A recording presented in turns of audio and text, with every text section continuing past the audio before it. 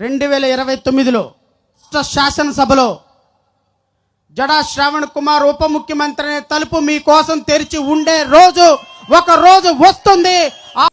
అందరికీ నమస్తే. నా పేరు అనిల్ కుమార్.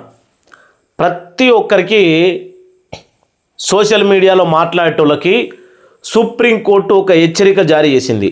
సోషల్ మీడియాలో కానీ వాట్సాప్ గ్రూపుల్లో కానీ బహిరంగ ప్రాంతాల్లో కానీ స్టేజీల మీద కానీ మీరు జాగ్రత్త, ఎవరిని కానీ అరే తురై ఇట్లా అట్లా సంపుతా కొడతా అనే మాటలు మాట్లాడద్దు అని, అలా మాట్లాడితే దాని గురించి ప్రూఫ్ ఉంటే కఠినమైన చర్యలు తప్పవు అని కూడా సుప్రీంకోర్టు చెప్పింది.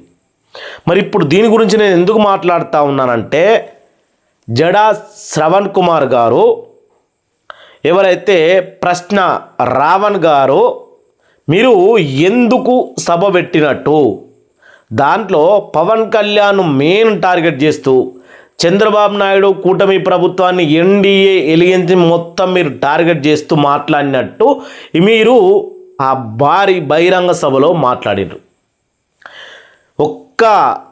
అంటే వీళ్ళు ఆల్రెడీ ఒక స్టేజ్ని మించిపోయినారు.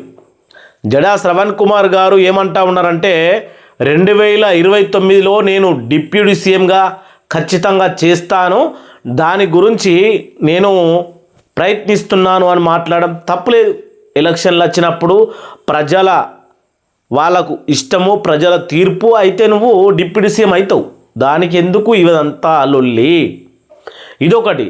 అసలు ఒక జర్నలిస్టు ఒకటే క్యాండిడేట్, ఈ ప్రశ్న రావణ్ గురించి మీరు తెలుసుకోండి, ఆయన ఛానల్లో ఓన్లీ పవన్ కళ్యాణ్కు సంబంధించి తప్పితే వేరే వాళ్ళ గురించి విమర్శలు ఉండవు, ప్లస్ వేరే వాళ్ళ గురించి అసలు మాట్లాడు. ఎప్పుడు చూడు పవన్ కళ్యాణ్ మీద ఏడుస్తూ ఉంటాడు. మరి ఈయన హద్దు మీరి ఒక జర్నలిస్టు, అందరినీ ప్రశ్నించే విధానం ఉండవలసిన జర్నలిస్టు రెచ్చిపోయి పవన్ కళ్యాణ్ నువ్వు ఏం చేస్తావు, నడి రోడ్డు మీద ఎట్లా తిరుగుతావు చూసుకుంటాము అని అంటే, దాన్ని అంటే ఇప్పుడున్నటువంటి గవర్నమెంట్లో ఉన్నటువంటి ఒక ఉన్నతమైన పదవులు ఉన్నటువంటి వ్యక్తిని కించపరిచినట్టే కదా.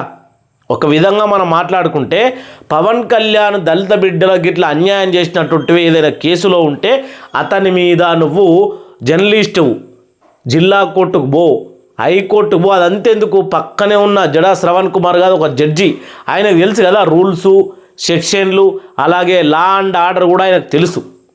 మరి అట్లాంటి జడా శ్రవణ్ కుమార్ గారు కూడా ఒక మాట దాటిపోయి కొన్ని అనుచితమైన వ్యాఖ్యలు చేశారు. ఏంది అంటే, మేము ఎవరికి భయపడము, అక్కడ ఉన్నటువంటి పోలీసులను కూడా వార్నింగ్ ఇచ్చింది రిపోర్టర్ ఎవరైతే శ్రవణ్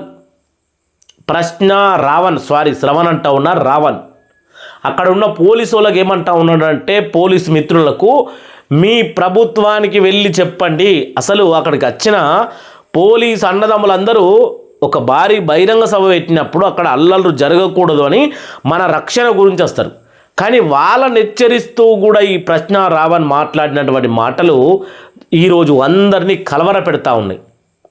కాబట్టి వీళ్ళ మీద ఆల్రెడీ ఒక 4-5 ఎఫ్ఐఆర్లు కూడా నమోదైనవి. ఇవాళ ఏ టైంలో అయినా అరెస్ట్ కావచ్చు.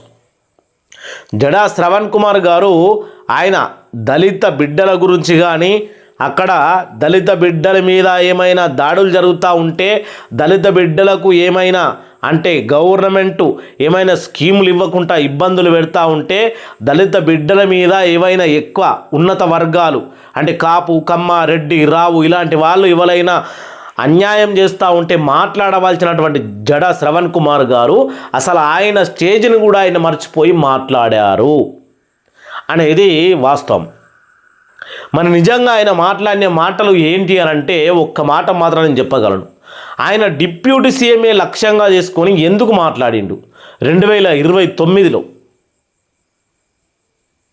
ఇంకో విషయానికి వస్తే, జడా శ్రవణ్ కుమార్ గారు ఇంతకుముందు పవన్ కళ్యాణ్ అనేటోనికి అసలు డిప్యూటీ సీఎం పదవికి అర్హుడే కాదు అన్నాడు. ఆయన జడ్జిగా ఉన్నటువంటి వ్యక్తి ఆడు వీడు అని మాట్లాడుతూ ఉన్నాడు. మరి దీని మీద మీ అభిప్రాయం ఏంది?